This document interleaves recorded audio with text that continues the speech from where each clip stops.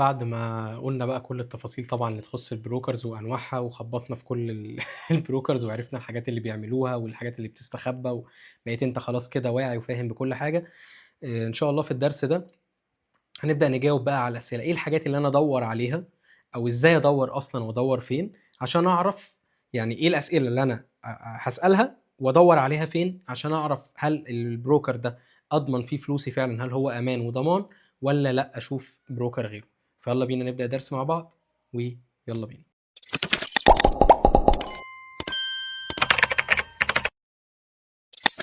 السلام عليكم ورحمة الله وبركاته، معاكم دكتور خالد البربري، ودي دورة تعليم تداول الفوركس للمبتدئين. طيب خلّينا نبدأ كده بالسؤال اللي إحنا بنسأله من أول الدروس بتاعة الbrokers مع بعض، وهو أنا إزاي أضمن فلوسي مع البروكر ده؟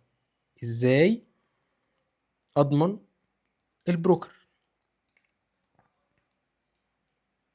ماشي؟ طيب هنبدأ نسأل نفسنا سؤال، هو البروكر ده هل هو شركة حقيقية موجودة فعلًا على أرض الواقع، والّا مجرد ويب سايت قدامي شكله حلو؟ النقطة دي مهمة جدًا لسبب، لإن في brokers كتير جدًا تيجي يعني بيبيع لك شكل الويب سايت أو الapplication اللي هو عامله، تخش تلاقي ويب سايت شكله رهيب جدًا وجميل وسريع ومليان animations وبتاع، فأنت تقول ده عاملين ويب سايت جامد، يبقى أكيد إيه، البروكر ده كبير. ويعني أحب أقول لك إن دي للأسف حاجة مش صح، في brokers كتير جدًا بتاخد نسخة من ويب سايت بتاع broker تاني أو بتاع شركة تاني كبيرة، وده بيبقى حاجة في البرمجة كده اسمها الwhite label، أو إن هو ياخد نسخة منين؟ من ويب سايت تاني، بياخدوا copy paste، يعني نفس حتى أماكن القوايم بتبقى موجودة، هنا الcommissions، هنا مثلًا أنواع الحسابات، هنا كذا، كل حاجة بياخدوها هي، وتلاقي الويب سايت حلو وجميل، لكن هو أصلًا فعليًا ممكن ما يبقاش فيه شركة وما فيش أي حاجة أصلًا موجودة. ماشي؟ فناخد بالنا بس من النقطة دي، إنك ما تنخدعش ورا شكل الويب سايت أو شكل الapplication اللي هم عاملينه. أمال أنا بقى لازم أتأكد من إيه؟ لازم تتأكد من كام سؤال كده. أول حاجة، اسم الشركة الحقيقي. إيه اسم الشركة؟ ما الشركة بتكلمني وتقول لي والله أنا شركة X، شركة Y، وممكن يختلف. إزاي بقى؟ دلوقتي حضرتك أنا ممكن أعمل إيه؟ أنا ممكن أروح والله أنا مسمي شركتي مثلًا شركة خالد، فهتلاقي اليوتيوب اسمه خالد، وهتلاقي شركتي مثلًا مسجلة في مصر باسم خالد، وفي دبي باسم خالد، في كل حتة، في كل حتة الاسم هو إيه؟ خالد مثلًا .corp. خلاص دي اسم شركتي. خلّينا نفترض الشركة دي والله متخصصة في تعليم مثلًا، أو الكورسات المتخصصة في الأسواق المالية مثلًا أو الخدمات المالية. لكن الفعلي بقى لمّا أنت تيجي تدوّر تلاقي إن لأ، ده مش الشركة اللي ظاهرة قدّامك اسمها كده اللي معمول بيها الورق. لمّا تيجي تدوّر على الشركة الأم اللي معمول بيها التراخيص والورق، تلاقي مثلًا اسمها شركة حسنين. تمام؟ ليه بيعملوا كده؟ تلاقي شركة حسنين دي، وإن شركة خالد دي هي واحدة من المنتجات، وإن مثلًا خالد ده هو مدير شركة خالد .com، بس هو مديرها، لكن الورق وصاحب الشركة وكذا هو مين؟ حسنين ده، وهو شركة مالكة المنتج اللي اسمه خالد .corp ده. طب الحاجة دي بتفيدني في إيه؟ أو يعني بيعملوها ليه كده؟ بيعملوها عشان يشيلوا الجزء الشق القانوني لو عايزين يقفلوا الشركة دي في أي وقت، أو ينصبوا، أو لو لا قدر الله حصل مشكلة وقفلت. فعلى فكرة الموضوع ده بيتكرر كتير جدًا، تروح تلاقي شركة معروفة ومشهورة وإعلاناتها باسم مثلًا، أي اسم عشان ما نقولش اسم معين مثلًا، تيجي أنت تدوّر بقى على الشركة دي، تلاقي إن أصلًا الشركة الأم المسجل بالورق حاجة تانية خالص. فهنا تبدأ تقلّق. حلو؟ طيب الحاجة التانية، الشركة دي بقى لها كام سنة في المجال؟ عُمر الشركة.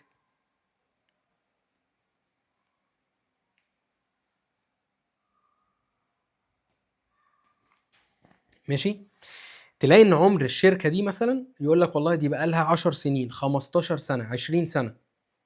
طبعًا كل ما المدة زادت كل ما ده معناه إن دي الشركة دي قوية. فيعني مثلًا في شركات اللي هي مثلًا من 2010 و2006، الشركات دي طبعًا شركات قوية، ولإن أنت بتتكلم في 15، 16 سنة business، النمو بيزيد، عدد العملاء بيزيد، فخلاص دي شركه بقى لها سنين. لكن برضو في هنا تركايه تاخد بالك منها، عشان دي بدات تظهر. انا يعني لو الفيديو ده انا مثلا عملته من سنه ما كنتش هعرف اقول لك المعلومه دي. دي حاجه انا مكتشفها من قريب، ان في شركات بسبب موضوع اسم الشركه ده بتفلت في نقطه عمر الشركه. ازاي؟ يروح يشتري شركه قديمه ناشئه مثلا من 2006 اسمها مثلا xyz.com، ده الدومين ودي الشركه مثلا للخدمات الماليه. والشركه دي فتحت 2006 وخلاص، وشركه صغيره وما كبرتش وما ما اشتغلتش اصلا، ولكن ليها ورق. تروح الشركه الجديده اللي طالعه 2025 مثلا، تروح تشتري الشركه دي بورقها خلاص، وتروح فاتحه براند جديد مثلا مسمياه ايه، مسمياه مثلا اي بي سي. خلاص كده دي الشركه الجديده، وتقول لك ده انا من 2010 في السوق. اللي انت لما تيجي تسيرش هتعمل ايه؟ هتخش على مثلا يقول لك والله ده رقم الترخيص بتاعنا مثلا في دبي 1 3 5 7 9 مثلا، ده رقم الترخيص. فانت بتاخد رقم الترخيص وتروح تسرش في هيئة التراخيص والسلع مثلا في دبي، فتخش تلاقي الترخيص موجود، موجود باسم ايه، باسم اكس واي زد، وهم فعلا مدينك رقم الترخيص، لكن فعليا الشركة لسه جديدة وشارية الشركة دي بكلام فاضي. خلاص، فدي برضو نقطة مهمة تاخد بالك منها. الشركات دي ما بتبقاش برضو أحسن حاجة. تمام. طيب، والموضوع ده على فكرة منتشر يعني. تالت حاجة، الشركة دي فين الورق والتسجيل بتاعها؟ يعني الشركة دي فين، أين موقع التسجيل؟ يعني ورقها فين وفي أنهي دولة؟ الموضوع ده مهم.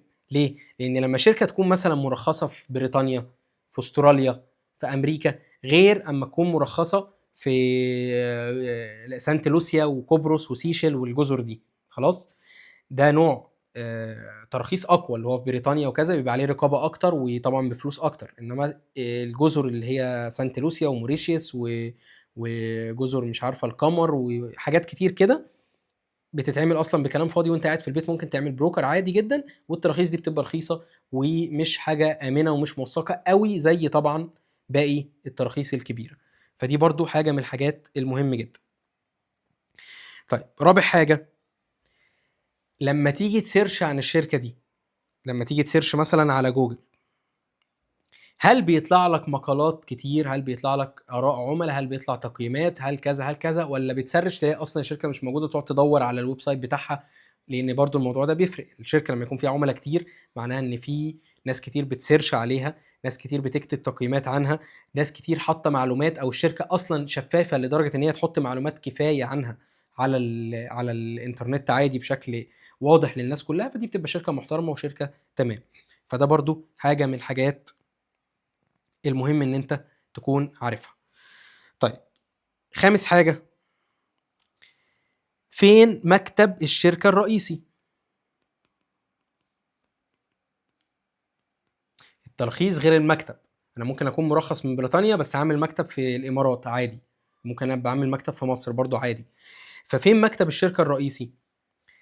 سيرش على الموضوع ده طبعا برضو على جوجل، او ممكن تلاقيه على الويب سايت بتاعهم. طيب، انت دلوقتي لو دورت على الويب سايت ولقيت مثلا والله بيقول لك ده المكتب مثلا في بريطانيا، في انجلترا، انجلاند مثلا، في وادي العنوان اهو كاتب لك مثلا 17 شارع محمد محمود مثلا في بريطانيا. خلاص، فانت دلوقتي سرشت وعرفت الويب سايت ده، عرفت الموقع ده. الموقع ده هتلاقيه فين؟ هتلاقيه عندهم كاتبينه في الويب سايت بتاعهم.